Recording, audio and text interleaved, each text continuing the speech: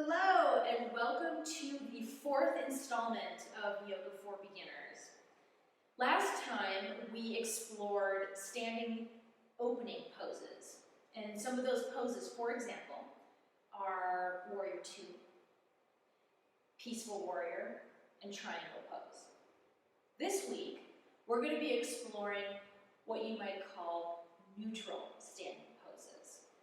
So if you remember, we start our yoga classes typically with mindful movement to connect our breath to our body. We then continue that cultivation with breath and body with sun salutations. But the other intention of sun salutations is to build up heat in our bodies to get us ready for the rest of the yoga practice. Within that main piece of a yoga practice, you'll encounter all sorts of poses.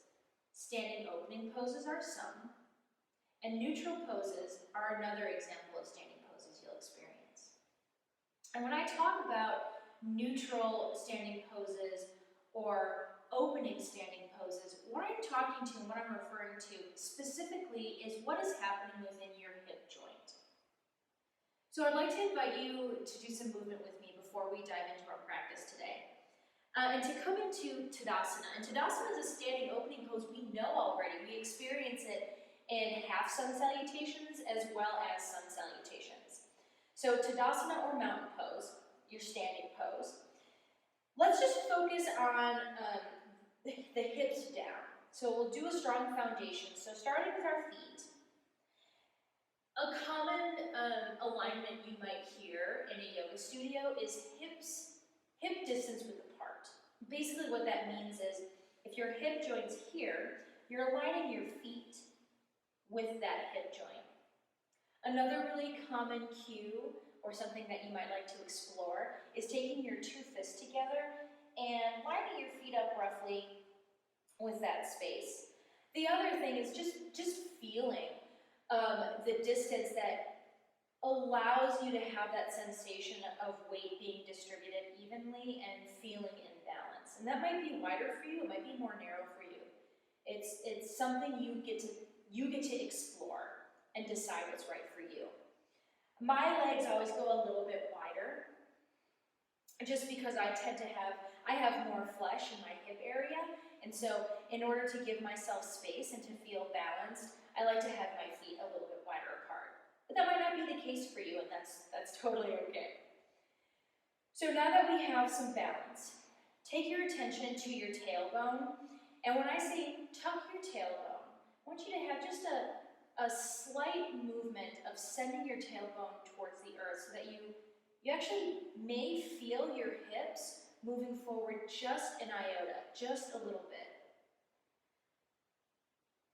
And this is an example now of a neutral position for your hips.